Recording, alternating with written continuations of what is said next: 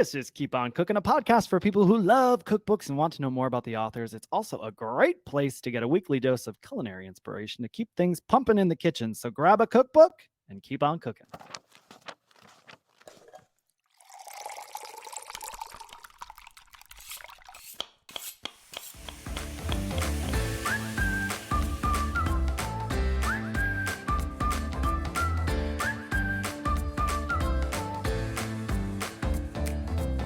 I'm Dustin Harder, and this is Keep On Cooking.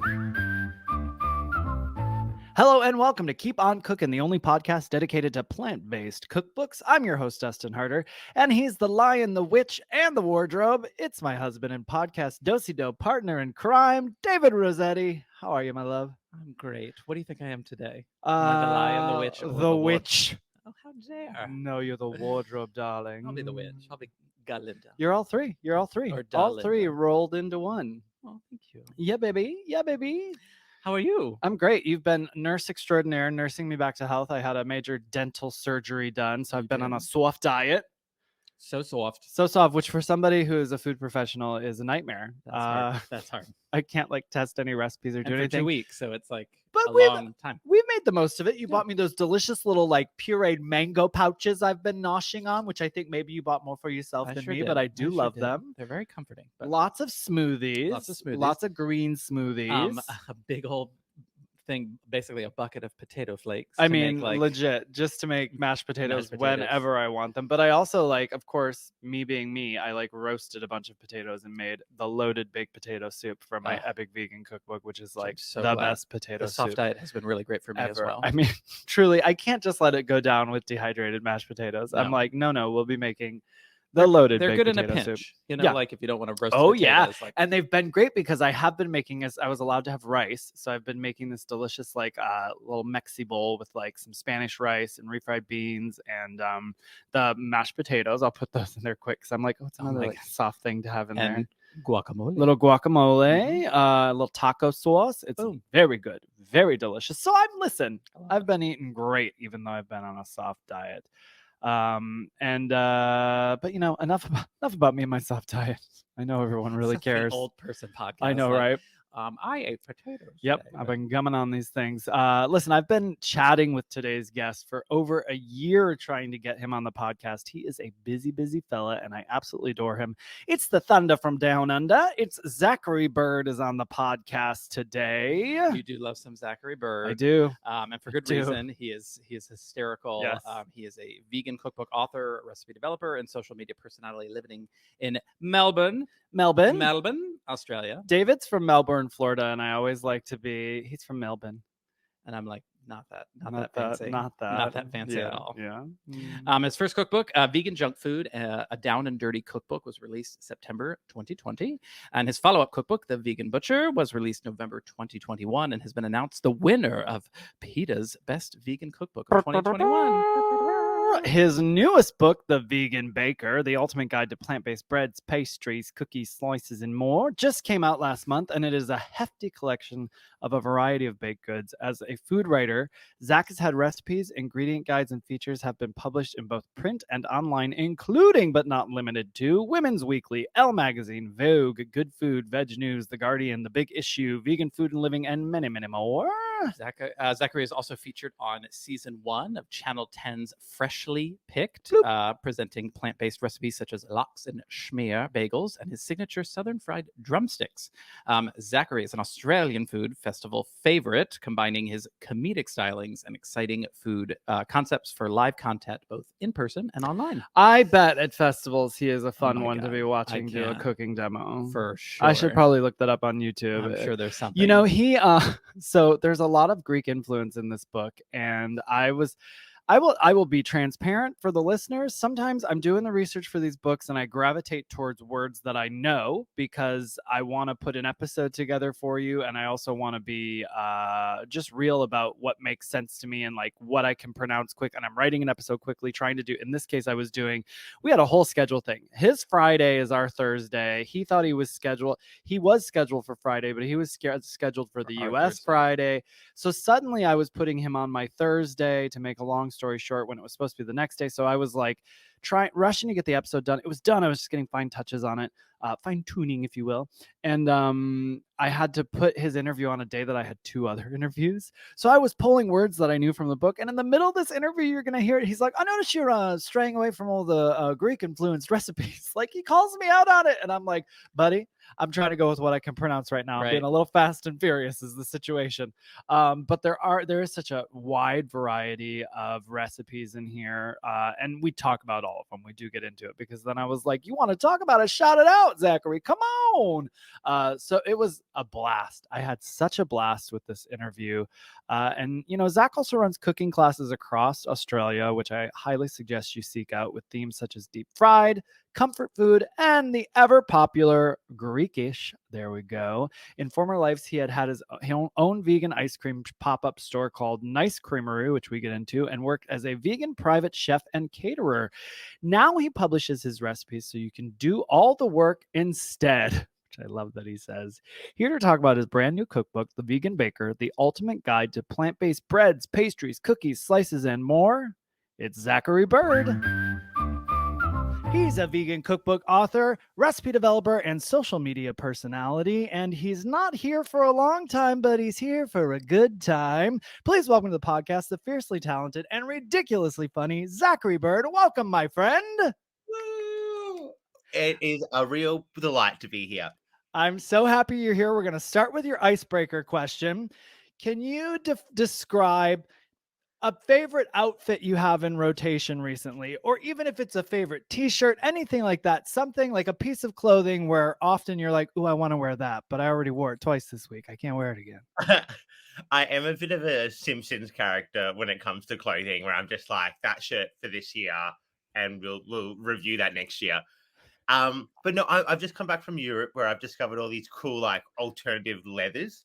So I'm wearing a cork hat made from cork from Portugal, a big export of Portugal. So I'm loving wearing it because people ask me about it, and then I get to talk about veganism and be like, oh, it's made from cork. That's made from cork? Yeah, like a wine bottle. What's the name of the company? I'm curious now. Do you know? Just general tourist shops of Portugal. I thought it was like some specialty vegan shop or something, but that's amazing. Portugal without someone offering you a cork hat. Got it. Okay. Yeah, I really like. I was like, oh, I must have one, but now I see. I just need to go to Portugal, then I'll be able to find one. Yes, it's very good, very good.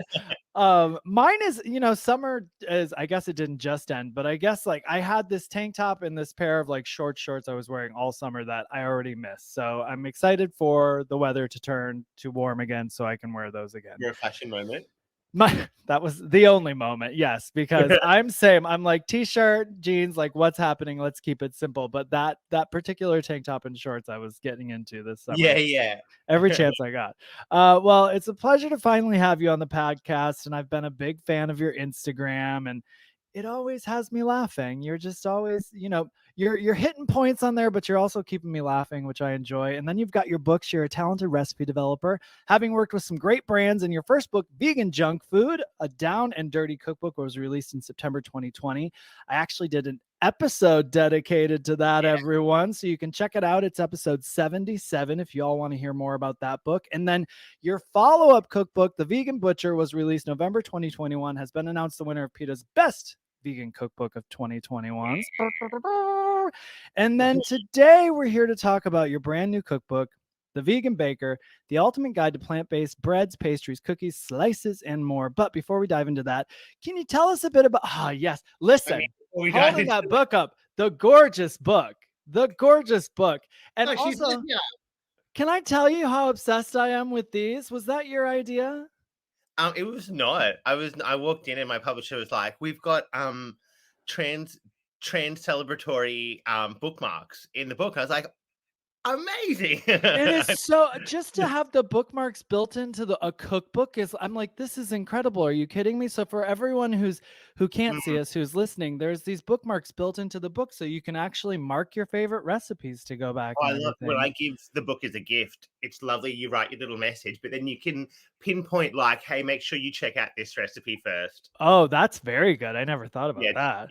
Well, we're going to dive into that book soon, but before we do that, can you tell us a bit about your history? When did cooking become part of your life, and when did it turn into vegan cooking for you?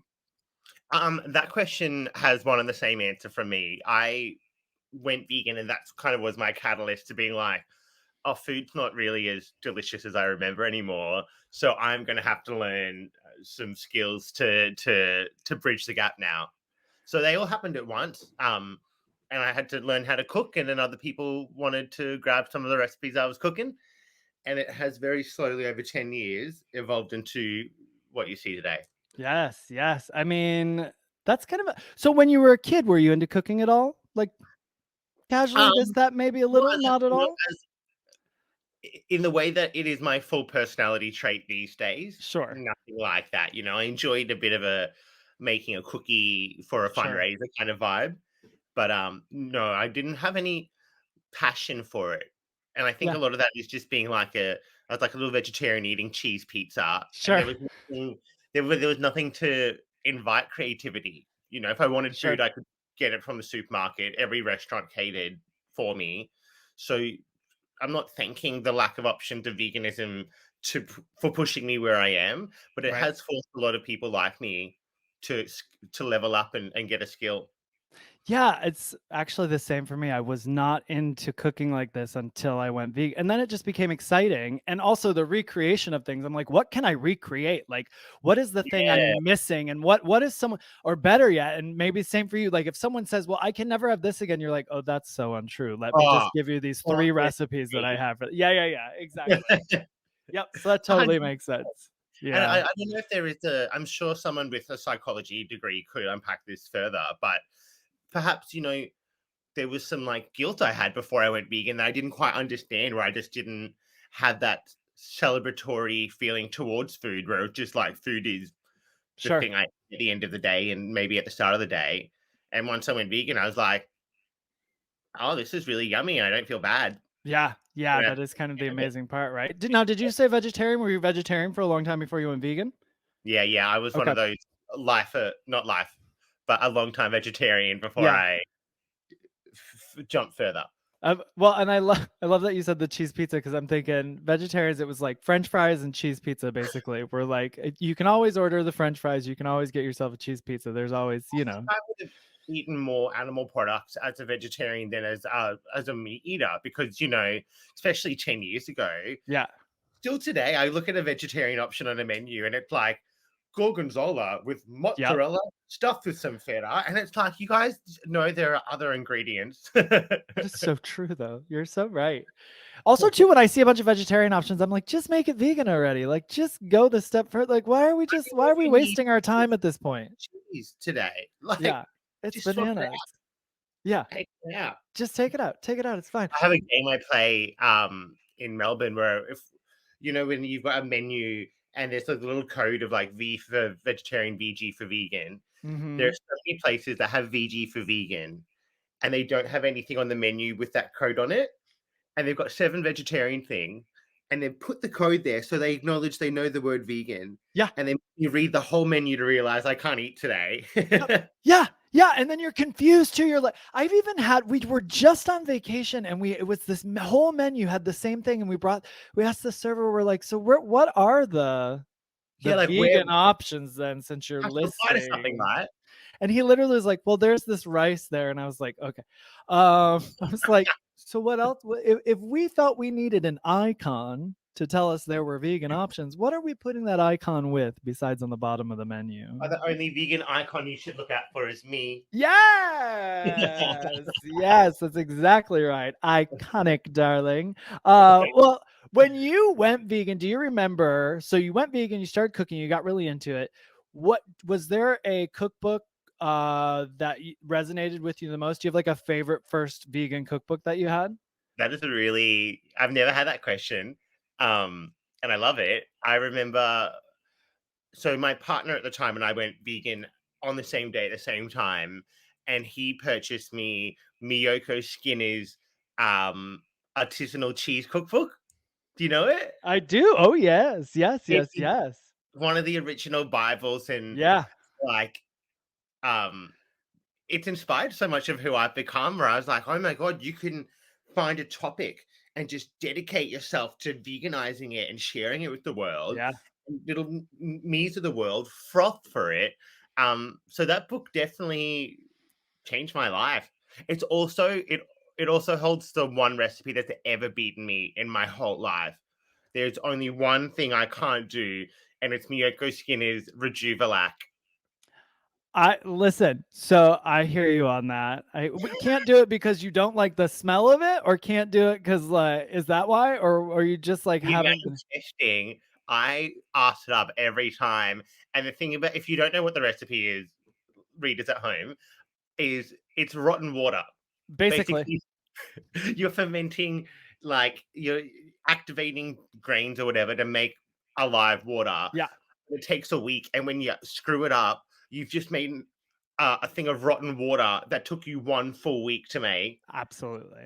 I hate That's it. agreed. I started using, instead of that, I use juice from like sauerkraut now to sort of Mm, like work clever. around it a little bit because, and honestly, I think I read that in one of her books, not that one, because that one is all about the rejuvenate. Like that one is like It loves it. everything you're making has it. And I remember in my tiny kitchen in New York when I was it was like sitting on top of my fridge in jars, and like my tiny kitchen just stank. It was nasty. So I hear you Yeah, on that. I hear you. and It's gross. it's genius. That's not to discredit Right. Miyoko, discredit me. Also not starting your vegan cooking journey on Rejuvelac. Sure. Yeah. Sure. Even today, 10 years later, I'd be like, I don't think I'm ready for Rejuvelac. Yeah. And I'd Yeah. go book. Other options now, so Yeah. it's okay. Well, let's get into your book, The Vegan Baker, The Ultimate Guide to Plant-Based Breads, Pastries, Cookies, Slices, and More. You start off with an introduction and get into the specifics on equipment and ingredients, covering some bases for us, and then we get into the recipes with the first chapter being on basics. You give the rundown on eggs, dairy, sugar, pastries, and dough in this chapter. You cover a range of items to set people up for success in these categories with recipes for items like meringue, custard, lemon curd, mango curd, and mayonnaise. For dairy, you've got butter, cream, sour cream, ganache, and condensed milk. And in the sugar section, sugar section, you cover candied citrus zest and syrup, caramel, raspberry or strawberry jam, and vegan honey. What's the secret to a fantastic vegan caramel? Oh, that is a big question. Well, because caramel's made so many different ways. Sure. The secret to vegan caramel is no different to normal caramel, I would say. And that secret is not touching the syrup once the sugar has dissolved, I would say, is the main secret to a good caramel. And watching it. Even Yeah. at the cookbook shoot, I can tell you the secret. The photo of this caramel is not the first photo of the caramel made that day. The hell out of this caramel. Because this is perfectly colored caramel. Yes. 1 nanosecond later, it is no longer perfectly caramel. Yes. So the secret is to watch it and to kind of, you got to make it a few times to know, I want it to stop here. I've got to take it off the heat 10 seconds before, or put it into an ice bath, or it's about finding that exact spot where it's rich and flavorful and dark, but not burnt.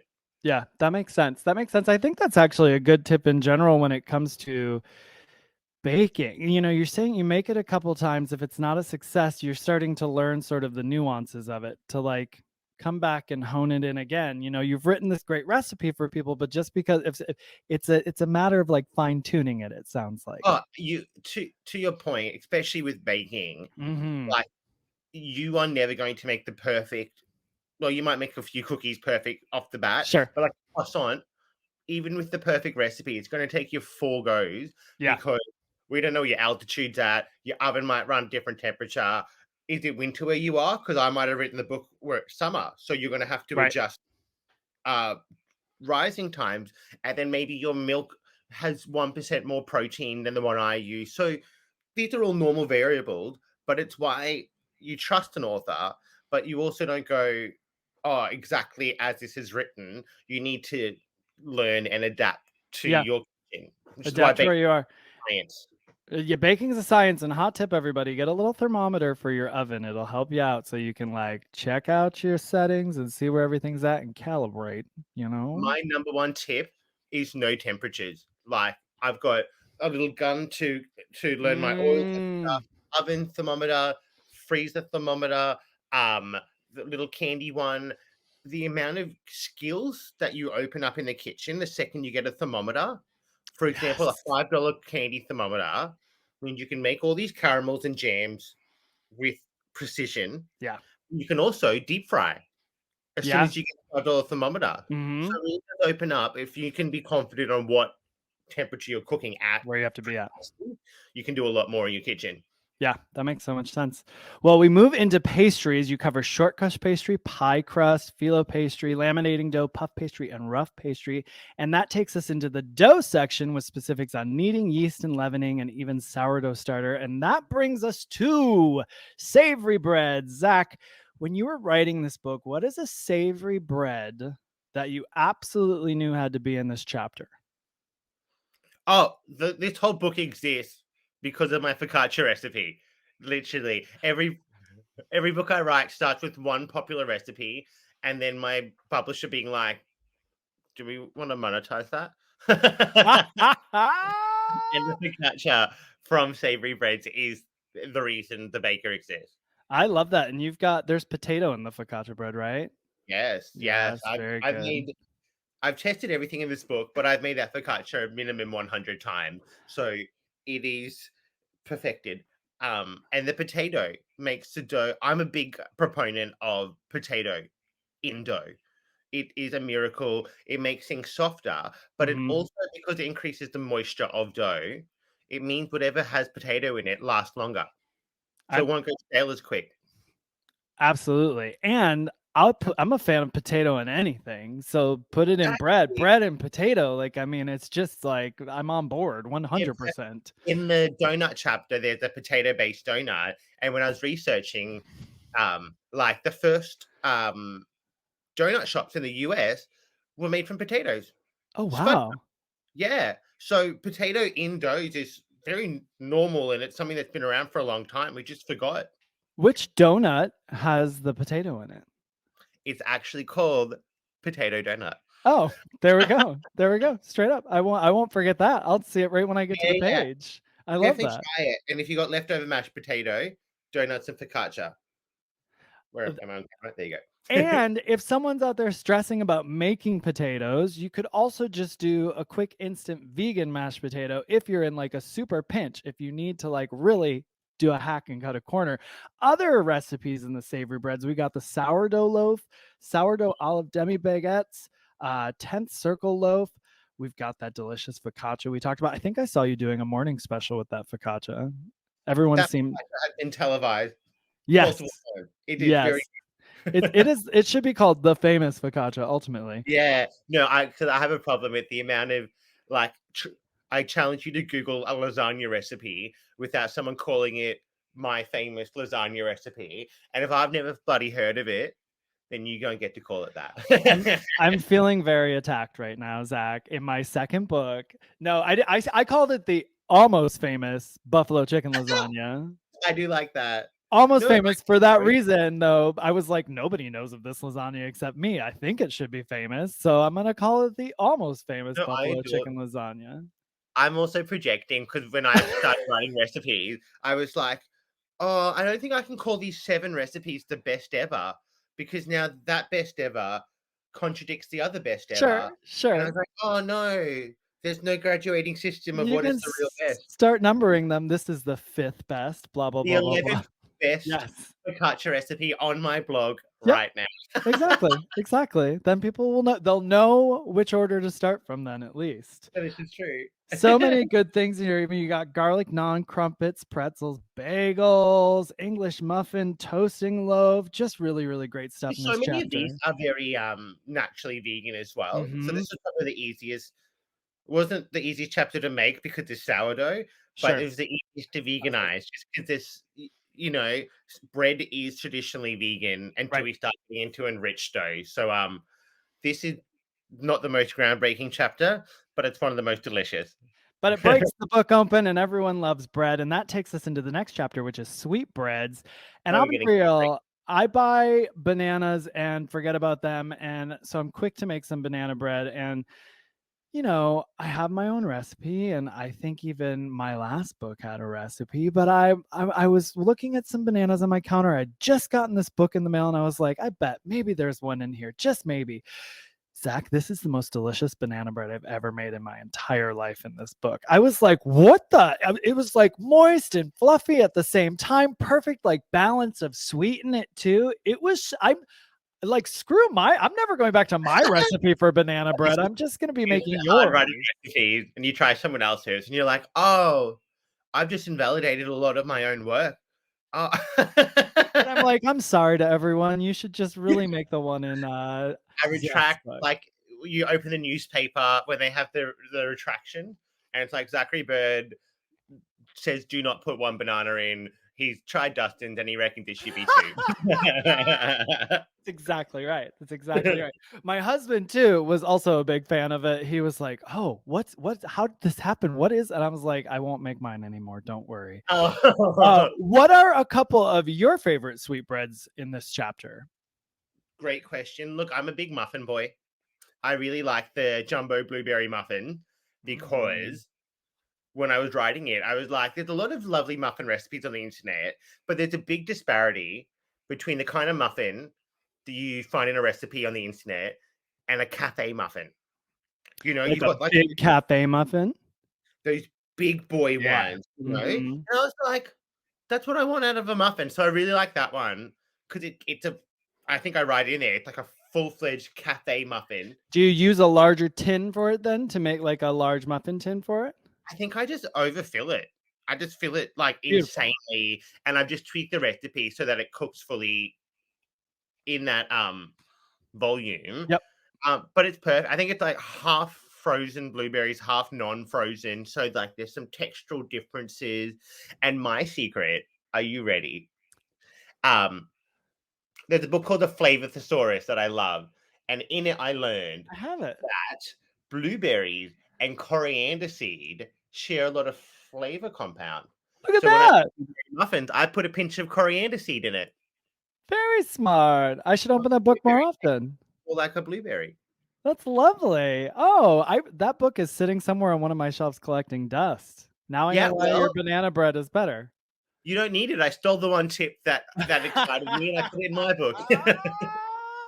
Well, so the muffins and the blueberry muffins. What's another one of your favorites from this chapter? I'll have to check. So many good things.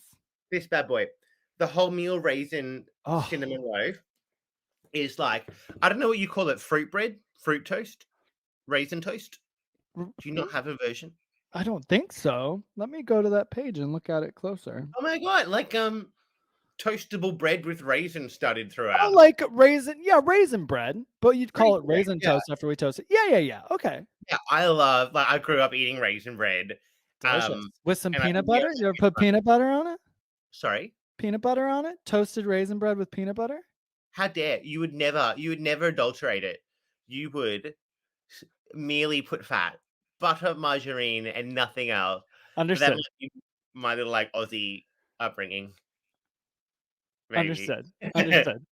I would never. I just said, have you ever? I didn't say I had ever. But no, yeah. I can see the flavor profile you're working with. I think it's too much, but I appreciate it. Understood. Okay. All right.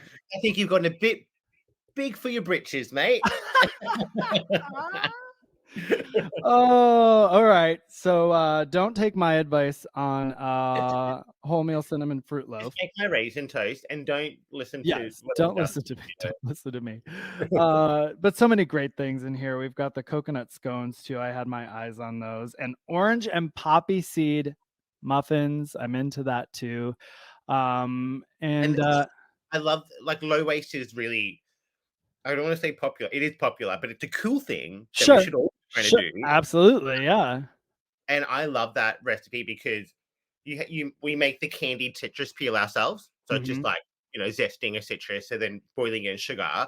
My old roommate has been caught eating, I think, 9 oranges worth of peel for dessert one night, which is probably really bad for you, but it's so yummy. And it's something like you're juicing it for the recipe, and you get this free sack of essential nature's candy. Sure. And it's so delicious in the orange and poppy seed muffins. Oh, that's delicious, though. I can understand why one would eat so many in one set. I mean, it's I just was like, it's that's delicious. just like you've imagine just like using your teeth to not eat the orange, but to like Right. zest an entire orange, doing that 9 times and heading to bed and saying that was good. Ha, ha, ha, ha, ha, ha. I mean, doesn't Steph, sound I too would terrible. love it. Well, our next one is pastry, and who doesn't love pastry? Am I right? This next chapter is boasting with winning items like croissants, almond cruffins, apricot danishes, cannoli, baklava, and apple strudel. Now, you mentioned croissants earlier on already. Croissants Yeah. for the home cook can be hard. What would you say? What advice would you give the croissant maker if they tackle this recipe in your book? Croissants for the non-home cook can be really hard. Exactly right. Yeah. They're the perfect intersection of needing to have mastered yeast and knowing how to rise something, but also fat, because we're trying to simultaneously keep the butter cold so it's kept in layers, but we want to get the yeast warm enough to start like coring its way up. So it's the edging of pastry. I would I would call it. Can I say that? You can absolutely say that, and that makes total sense when you put it Yeah, that way. you get yourself to the right zone and you keep yourself there There we go. until that croissant is done. Ah, What was the question? I'm just taking myself. tips for the home cook with croissants, essentially. So there you Okay, go. because of the coldness is key to keep the butter really cold, and Mhm. the kind of fat we can use for vegan croissants is even more finicky. Sure. So in the book, I go through when I make croissants, the whole house is in air conditioning. I put ice bags on my bench. I cook at 3 a.m. because it's a little bit colder. Sure. Like all tips, just to 2 degrees colder can buy you 5 more minutes to fold your dough. So these little factors become really relevant when you have a Yeah. 3-day croissant recipe. Yeah. So temperature, it's all about knowing your temperatures, like I said, and Hmm. maintaining. Yeah. When I saw croissants in here, I was like, damn, he did it. He got the croissants in here. That's You went great. and done it. He went and done did it, but that's great advice too. And if someone just picked up this book, what pastry would you tell them to make first from this chapter? Ooh, okay, pastry to start on. In terms of like what you would begin, maybe cannoli, because you don't. Yeah, Everyone's impressed by cannoli, aren't they? they are. It's true. I don't think you Oh yeah, either cannoli or baklava. Okay. Yeah. Those are Baklava great. is so good. And in my first book, one of my favorite recipes, excuse me, one of my favorite recipes is baklava frozen yogurt. Oh, Um, and I just smash baklava into coconut yogurt and then put it into an ice cream churner. So that recipe is really close to my heart. I love that. People don't have enough fun with ice cream at home. People need to get into the ice cream game because really it is about making that fun base and then crushing stuff you love and tossing it in and Oh my freezing it. goodness. You can get ice cream makers really cheap because you Yeah, freeze them all inexpensive. yourself. And 2 years ago, I was testing Neapolitan ice cream, and I had a revelation. I think strawberry ice cream is my favorite ice cream, and I would never be caught dead saying that until I made it myself. I was like, these store-bought strawberries, get out of here. Going to the farmer's market, getting cheap, beautiful strawberries, Sure. baking slightly to get the moisture out, and then making like the freshest strawberry ice cream is a revelation. Oh my God. Is everyone listening to this? Your passion for food is it's infectious. I just Well, how you much you know about it. It's got very inspiring. I once had a pop-up ice cream business. So you've literally I saw like that. I used to sleep next to an industrial ice cream freezer in my studio apartment. So you have got me on a particular topic that's close Yes. to my Okay. Okay. Okay. I got you there. I read something. What was the name of it? nice creamery. There we go. I was like, And I I always swear. tell people that it was like it sold out and it was a massive success. And that is all true if I don't bring up that I shut down on my second day of business. But on my first day, we sold out. Well, then you had no choice, really. Yeah. I was like, it It's was a limited edition run, Yep. sell out, Mhm. runaway success. It's exactly right. It was the era's tour of its time. Yes. To keep it relevant. Huge success. Yeah, Good for yeah. you. Congratulations on your success, by the way, I've been meaning to mention. Well, the Actually, all the next Zacchary Bird accounts you can follow on the internet are formerly Nice Creamery accounts that I switched to my name after the business went out of business. is that so your Instagram account used to be the Nice Creamery account? Nice Creamery, Zacchary Bird Facebook was Nice Creamery. That makes sense. All right. Yeah, take it all with, of course. Yeah, That way it's all an ends to a means. plus then there's still ice cream that pops up on there, so you're still giving the Yes. people what they Now I get want. to share the recipes directly with you. Exactly. That's not and you actually said I don't know if it was in this book or where it was, but you said something great where you were like, "Now I'm just giving the recipes to you all so you can make the food on your own and I don't have to make it for you." And I'm like, "That's genius. That's exactly right." Do you know how many people are like, "Oh, are you a chef? Do you work in a kitchen?" I was like, "F no, brother. No. Absolutely not." I do the Same. recipe I do it a few times, Yep. but once it's Yep. perfect, It's I'll make it yours. for you. You Yep. can make it for you. Yep. I'm Yeah, done. I feel the same. Restaurant culture for me is not anything I ever wanted to be part of. Oh, It's so intense. It's the so reason I intense. cook for myself. I mean, Yeah. it's a hard job, it's a noble job, Yeah. um, Yeah. but I don't desire Yep. it. Yep. That's exactly right. And we'll put that at that. Well, let's move into your next chapter, which is dedicated to pies. Have you always been a pie fan? Um, yeah, man. What's Yeah. wrong with wrapping something in pastry? Like, Nothing. Everything's right with it. there's a whole reason that there's a whole chapter in there because every culture comes back to like, oh yeah, whack that in some pastry. Yes. Yes. Absolutely. Well, what is this? Tell me about the fat bastard pie. um, okay, every cookbook, a recipe gets over the line, and I don't know how the editor doesn't pull it out or stop me. And this is this cookbook's recipe. I just did a collab with an amazing vegan pizzeria in Melbourne, and we did a pizza inspired by this recipe, and they were like, "We we're gonna have to call it something else," and I was like, I know, I can't believe I got to call it this in the You're like, first place." I was curious when somebody was gonna say something to me. That's so funny. Yeah, I I was listen, like, I've done the same. You push the line with the publisher, like, I'm just gonna slip it in here and I'm gonna see if anyone says anything. And then before you know it, it's published, and you're like, there it is. the last cookbook, there was an 11 email chain between me and my editor over the word yeet, Oh my god. Yeet, and I was going to die on that hill. I was like, no, this joke is only funny if it ends with the word yeet. And it did not make it into the book. Oh my gosh. That bastard did. So there you go. Well, But that what's is in the fat bastard pie? Yeah. um, it's hard to explain. It's basically a tribute to Fat Bastard from Austin Powers, but it is. I've always done like a pulled pork mac and cheese pie. Okay. And I've kind of remixed it with macaroni pie is really popular in Scotland, and hot water crust is really popular in Scotland. So it is sort of like the Scottish macaroni pie with Okay. like Southern American inspo with the pulled pork and hot sauce and pickles in there as well. There's also honey dill Wow. in the mac and cheese. So it's like a soul food pie. Okay. Yeah.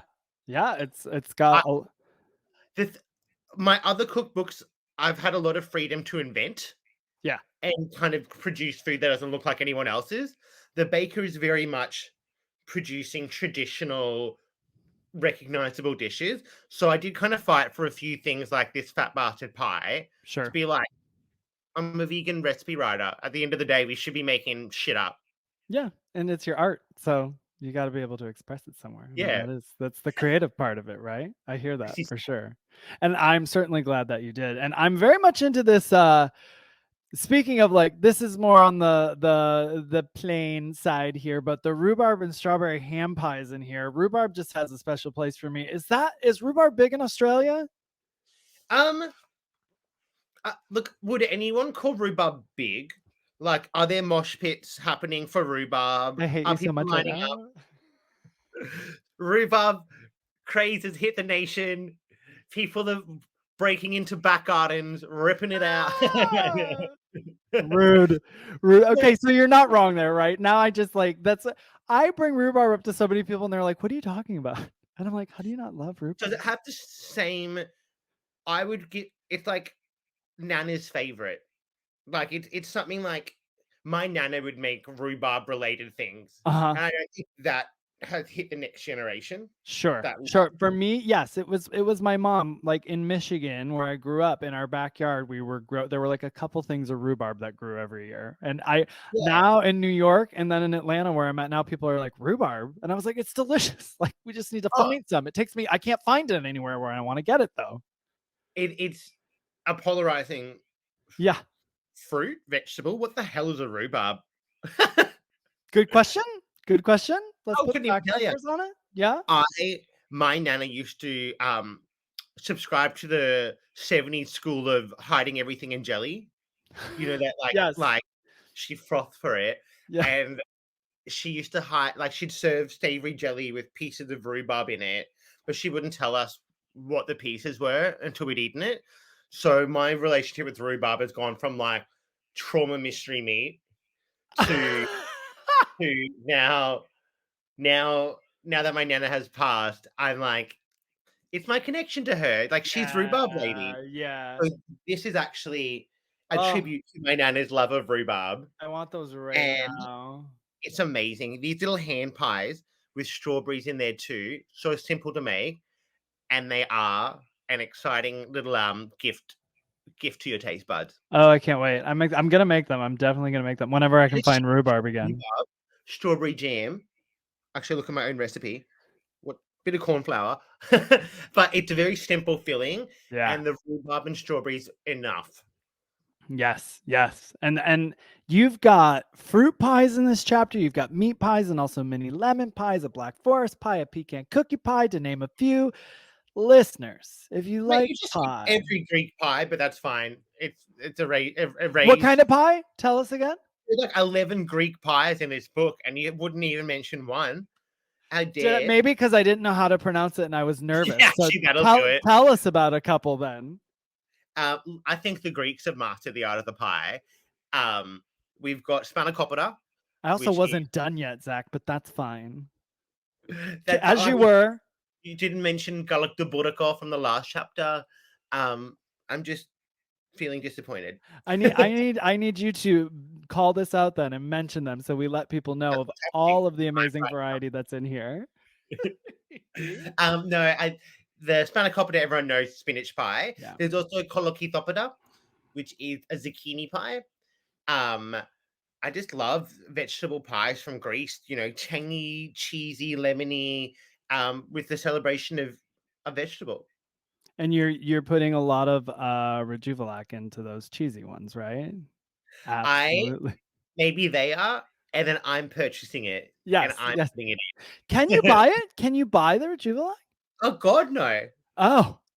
You think I would spend a week making rotten water if you could buy it from $8 at the shop? No, I don't think it's blown up in that way yet. Yeah, well, maybe one day, or maybe people will just hop onto the sauerkraut journey. Who knows? Yeah. Well, you did the damn thing here, and you give us a chapter dedicated to donuts. Donuts, everybody. We already talked about the potato donut, but what's a recipe in this chapter that someone should take to a gathering to share with friends if they want to blow everyone's mind with a donut? This feels like a loaded question Because really, all of them, it's a donut. no, look, actually, that would have been a much better answer. But I actually have whenever I go to a potluck, I always take the Portuguese pumpkin dreams. Like I've for years. There's a reason that they're here because every time I go sit in a park, the big bowl of their pumpkin donuts, spiced with there's bits of walnut, loads of brandy, cinnamon sugar, and they are just, you know that flavor like someone's grandmother has made this for you. Yes. It's just got that homeliness to it. You know, it's a welcome thing to eat. Oh, delicious! It sounds good. Plus pumpkin. Put that with anything. I'm Pumpkin. sold on pumpkin. And you get it. I told you I love a root vegetable. Yeah. Yes. Yes. Yes. Yes. Well, what about a favorite donut for you? Is that would you say the Portuguese pumpkin donut's a favorite one for you? That's for me to share with other people. My favorite donut. Yes. Well, either Lucamares, because they're the Greek donut. I My was gonna family. ask you. I have it written down on my notes to ask you about the lucamade, so I just want to tell you that, but continue, please. Thank you. Lucamares taste like my childhood. You know what I mean? So they're like Well, tell me about it though. I was gonna ask you what it was. What is that exactly? so Lucamares are just Greek donut. They're really Okay. simple ones where you just get a sticky dough and you slide it off a spoon into your batter. Okay. Um, So like almost I- like a donut hole, like a round is yeah, the like a donut hole, right. but Okay. much more fast and loose and a little bit different. Yep. And you cover it with a vegan honey and pistachio. But like I remember going to the airport, like stopping at the international airport in Australia in Brisbane at like the age of 8, and all the old Greek aunties come through customs with like alfoil filled with the lucamares and a little jar of honey for us to like sit in an international lounge and eat donut. So they mean a lot to me. What is a sweet potato beaver tail? A sweet potato beaver tail. Um, I run a vegan foodie tour of Bali, and one of the people on it last year was Canadian. So whenever I am writing a book and I'm in a group of international people, I'm like, "What? What's in your land?" Yeah. And she spoke about the beaver tail, and I'm obsessed. It's just like a flatbread sort of looking donut, and you score in a beaver tail looking cross, which creates lots of crevices for sugar and lemon juice to creep into. Delicious Um, things. and as we know, I adore root vegetables in donut dough. So I thought sweet potato, the person who taught me about this is a big health freak. Is that a loving thing to say? I don't think so. They love health, They and love health. There you go. Yeah. this is my tribute to their Canadian love of beaver tails and vegetables. Oh, very good. Very good. I love that. And our next chapter we get into is cookies for all the cookie monsters out there. It has what you want with recipes for shortbread cookies, biscotti, macarons, and your traditional chocolate chip cookie. But there are some I've never heard of in here. I would love to learn more from you, Zachary, What have about you not heard of? the wagon wheel cookie, the marshmallow filling, and the jam. Tell me more. Is that not something that you have? Maybe we do, and I just don't know about it. No, this is the fascinating thing about writing cookbooks is you learn so much about what you take for granted. Well, there's measurements, but just ingredients or I what is mean, a cultural. Sorry. no, go ahead. Sorry, I was cutting you Yeah, off. yeah, just like what is culturally specific to me and what is a universal experience? Because you learn so much. You're like, what do you mean? Like, I'd never put jam inside a croissant. I was like, what the hell? Why Ah, would you ever-" sure, Like, I've never seen a croissant as sweet until I'd gone to Paris, and I was sure. like, oh, we put ham and cheese in them, Yeah, like yeah, yeah, yeah, yeah, yeah, yeah. savory. So it's just interesting when you realize what is true and what is just like what your mum did. Well, but as I'm looking at this, I feel like I've seen, if I close my eyes, I'm seeing a package of like a little Debbie snack or something that kind of looks like these. So it's It is possible that it's in just one that missed me in my youth, potentially, you know? the wagon wheel rolled right past you.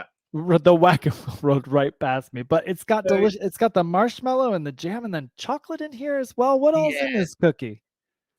I think you kind of listed it all, but Well, the then, signature is that sort of marshmallowy moment in the middle. Um, in Australia, at least, I think the jam's quite a sticky one, so it's not a bad appropriation for the home cook. But these are a lovely event of a cookie to make. and what about the alfajores? Did I say that correctly? Alfajores. Alfajores? Um, this recipe probably the one I've worked on the longest from the whole book, just because I had to make like vegan alfajores for a wedding like 6 years ago. Which in hindsight were garbage. I hope you guys are happy still because I made really bad alfajores for your wedding. um, these are a delight. Everyone who tries my alfajores loses it. Everyone from South America, affirms that they are within the space that they need to be. And so it's South American caramel, which is dulce de Mm-hmm. leche. You get condensed milk, you cook it down further until it's really thick and caramelly. And then it's like a lemony, light alcohol-y little Mm. biscuit. Not a lot of alcohol, but a little bit. Mm-hmm. Um, it's so good. Big I love recommend. it. Sounds delicious. And Delicious. here's the thing, testing condensed milk and vegan dulce de leche. If you go through the internet, people make out like it's the hardest thing you'll ever make in your life. It's like impossible. No one knows how to do it. Lies. Lies, It is not true. so easy. It is the easiest recipe in the book, I would say, and it makes world class dulce de leche. It is just your choice of milk, Great. sugar, and I think it's baking soda, Perfect. and 1 hour of not letting things burn on your stove. Yes, yes, and now perfected by you. So home cooks can actually make it now for themselves. Oh my god, it's so good, and it's the problem normally with alfajores is you can buy vegan dulce de leche, Mm-hmm. but it's the wrong texture. Okay. It's too soft, and you can't spread it between cookies. Okay. This is the perfect one where it sandwiches the Yeah, cookie. yeah. Yep. Yeah, it's Sticks nice. together. Well, it looks so good too. These photos are so amazing in here. And the next chapter is cakes and puddings. I love cake. Love it, love it, love it. I want to marry it. The Not vegan. Victoria. Would you say not vegan? Sorry? What did you say about it? Cake? I hate cake. Lies. I just hate it. Do you I really? actually was forced to put this chapter in. I could not do any cake for this whole book. Is that why too? It's cakes and puddings. You were like, No, I'll I do was it, but like we're also gonna, yeah. Mm-hmm. I was like, "Oh, go on, bulk it out a bit." I just hate cake, which is why I'm the person to learn cake from, because I've got a high standard. That is very Like, funny. every birthday as a kid, I'd get ice cream cake. I I think it's a waste of calories. You can do better things with those Oh, calories. are you kidding me? I love cake. I love cake. It's my favorite use of calories. What is your favorite cake? I'm plain. I like everything plain, just like vanilla cake and vanilla frosting. I know. I'm so judgy. I know. It's okay. No, show me that judgy face. I'm here for it. I'm here for it. Wow, that's really cool and a diverse point of view that you share. I love cake. Just plain Vanilla old cake. cake? Or I like yellow cake with chocolate frosting. I know. Basic as can be. What's yellow cake? It's like a boxed thing. Okay. I've had to like veganize it because I can't get it in a box, like with Okay. turmeric basically. It's like vanilla cake that's yellow for some reason. Yeah, okay. Like buttery. Yeah. Sure. But I mean, can buttery is a very kind. Yeah, I don't think that's why, but sure. Yeah. Well, then, But so I won't ask you what your favorite cake is in this chapter. I'll just say that the you- Victoria sponge cake looks amazing. look, and it is. Secret is get some fresh fruit in there too. Yes. Yes. Look, honestly, I think there's so many great books about vegan cake decorating and making. Sure. Why I was like, I don't think I need to do too much on this because this is the whole book.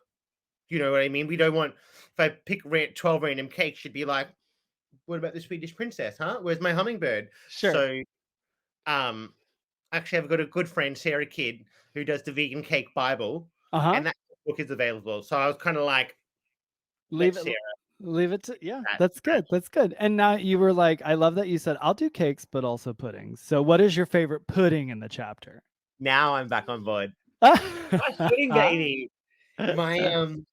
My grand's rice pudding, which is like every time I would visit as a kid, I'd be like, "Are you making rice pudding with fruit salad?" And so this is she stood in the kitchen with me, and I had all my vegan substitutes, and she monitored everything and approved every substitution, and now prefers the vegan version. Oh, amazing! Is very important to me. That is a great ending to that. And I love rice. Like, I grew up loving it, and I realized a lot of people are like, "Oh, I hate rice pudding. It's a texture thing." And I'm like, I just thought the whole world frothed for rice pudding. So I it's the way it was made for you. Yeah, they need to make Grand's rice pudding. Yeah, that's exactly right. Which you just melt ice cream into it at the very end. That and that just sounds delicious right there. And I have my eye on, and I made already the peach cobbler for one. I'll show you. Oh, you did? Well, so I made one last night, and it was so good. that I made How's another that? one today. You can't make peach cobbler for 2. The recipe is peach cobbler for 1. I know. Well, I made one last night and one Long as today. it's That's what 4 I'm hours saying. period between. Well, I'm glad you did that because I wrote this is the first cookbook I wrote single living by myself, Okay. and it was the first time I was like, oh my god, why do I do everything as 4 portion sizes? Especially when you're writing a baking book It's and called you meal put on prep. 30 kilos by the deadline because you're like, I don't need 8 hot cross buns by 10 Yeah. a.m. Yeah. Yeah. Yeah. Yeah. Um, I didn't want Yeah. to have those like, when you like, it's late at night, I want dessert, I don't want too much. Yeah. Like Yeah. a Yeah. few Yeah. recipes in there, this and the 10-minute chickpea brownies, where it's like, fuck it.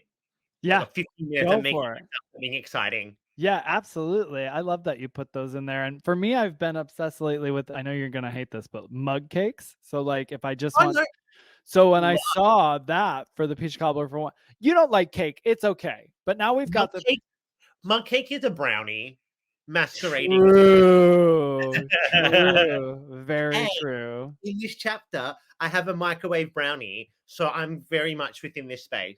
Yes, I I, love that. my hatred of cake can be offset by cheating. Like if it's like a microwave mug, then I can get back on board. There you go. You're all set then. Well, just the convenience of it, right? If you're not going through the process. A hot Uh, uh, mug cake that didn't exist 3 minutes before you're eating it, with like something cold melting on the top. 90 seconds really even. Let's really tell the people where it's at. You can get one. Oh, I guess if you put the time in to make it, 3 minutes is good. That's good. 3 minutes, you're getting yourself a mug cake. It's delicious. Everyone should try it. Speaking of everyone, the final chapter in this book is called To Share.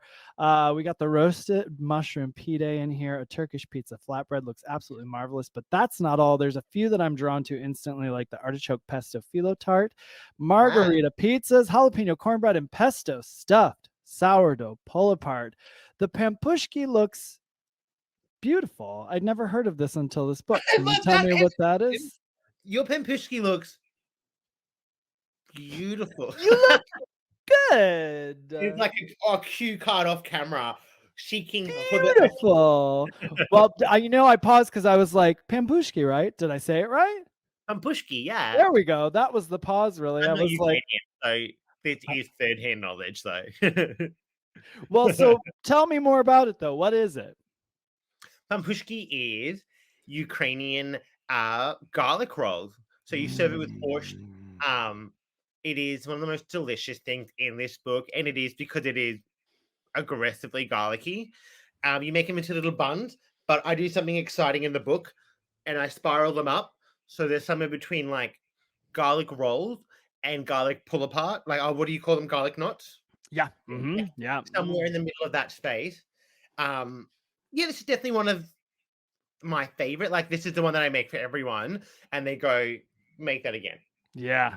You know? Yeah, absolutely. Well, when you think about that, ones you've made and people say make it again, and this chapter is called To Share, what's another one of your favorite recipes to share with people from this chapter? Or langosh. Langosh is so good. So probably Tell us another one that you more. sorry. Tell us more. Langosh is a Hungarian garlic bread, essentially. So I'm in Brisbane, Australia at the moment, Great. and for some reason, Hungarian food trucks are huge in this city. Like they're everywhere. Everywhere you go, I can find langosh, and I'd never heard of it before I moved here. So it's you could kind of call it Hungarian pizza. It's like deep fried flatbread, topped with garlic, topped with they change all the toppings depending on what you want. All the This good stuff. combination of chives, I think it's sour cream, unmelted cheese, just like I see at the market, and so much garlic. It's actually something I think about a lot. I love it. I know I'm going to be thinking about it. I want to try that too. So good. Yeah, I think you should. And it's one of those simple flatbread. You roll it out and put crap on top. And sounds so good to share. Just perfect for the chapter, like you said. And that wraps up the book, my friend. Before we get into your rapid fire round of questions, can you tell me your book brag, something you're most proud of when it comes to the Vegan Baker book? Well, this one's a little baby. She doesn't have the accolades yet. I don't know. Ask me about my books with accolades. Well, what are you most proud of when it comes to writing the book then? No, I can pick. We have to build her up. You know, she's just a young one. I think with this book, this is the one that I could share the most of my family's Oh, background with. nice. You know, Yeah. like the vegan butcher. There's not like my mother would make sausages from scratch. She would not. Yeah. But there's a lot of family recipes in here, so it is lovely to share my background and update it with Yeah. veganism. Yep. So it's something that I'm particularly proud of. That's great. And my most proud moment, book-wise, probably Jacinda Ardern taking my first cookbook on TV. Yeah. Sorry, Absolutely. there's a lot I can share a lot of things with like people who've had similar experiences. Not a lot of global leaders take a lot of vegan cookbooks on television, you know. Yeah. So That's I'll so take that cool. win. Yeah, that's great. It's a win. Win-win. Are you ready for your rapid fire round of questions? Clear the space. Ready Bring to it, roll. baby. All right. First pop song that pops into your head right now when I ask you to think of a pop song. The Veronica's forever. What is the perfect coffee order for you? Or if you don't order coffee, what's a drink at a coffee house you would order? The greatest coffee in the world is from Singapore, a place called September, and it is the black sesame iced latte. Oh, okay. Favorite kind of muffin? My jumbo blueberry muffins from this book. Very good. Or a buttered muffin if it's October 4th. What kind of muffin? But there's a Mean Girls reference. Give me your gay card right now. Oh my goodness. What's your most used emoji? Monkey covers eyes. Oh no, monkey covers ears. Monkey covers ears because I'm deaf. So I like that one. Food on a skewer or a tiny spoon?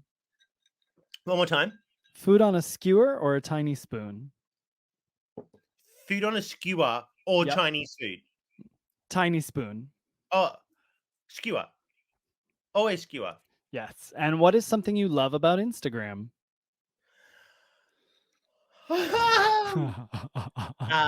That it connects me to many like-minded souls that I've not had the luxury of meeting in real life. There we go. And do you have a favorite tradition or holiday?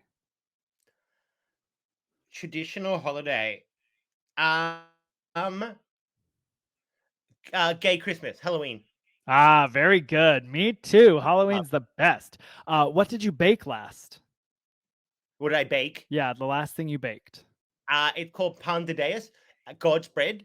It's Portuguese sweet rolls with like condensed milk, coconut topping, and we're doing it again today, but we're very close to perfecting the recipe for you. Delicious, delicious. What is your favorite way to season popcorn? Seasoned popcorn, Mm-hmm. not with sugar. Too much sugar and popcorn. Salty movie theater buttery popcorn. Yes. Last vegan restaurant you went to? Entirely vegan restaurant would be Red Sparrow Pizza in Melbourne, where you can try the Dead Sexy pizza special made by me. There we go. I love that. And most popular recipe you can recall that you posted on Instagram? It would be my first viral one, which was CFC drumsticks, which is Okay. like jackfruit chicken on a cauliflower bone, deep fried like KFC. Nice. All right. That's your rapid fire.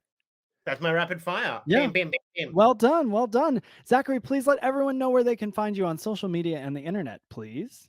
You may find me on any form of social media that currently exists, that is not a subscription service. Zacchary Bird with 2 C's, ZACCHARY, bird like the animal.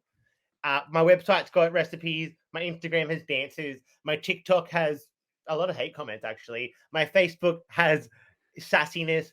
My Pinterest has pins, whatever you want. What are we calling it? X or Twitter? That just has the other things I posted, reposted. Yeah. There's something for everyone. Yeah, I love it. Something for everyone. And I'll send you nothing but comments of love on that Instagram. I promise. Everyone, be sure to grab your copy of The Vegan Baker everywhere books are sold. This is the ultimate guide to plant-based breads, pastries, cookies, slices, and more. And if you're building your Zacchary Bird collection, and I hope you are, don't forget to buy vegan junk food and The Vegan Butcher as well. Zachary, you are a gem. And I'm so happy you were able to join me to talk about The Vegan Baker today. Thank you for making the time. Merci du fond de ma cœur. I've had a great time. Thanks for having me.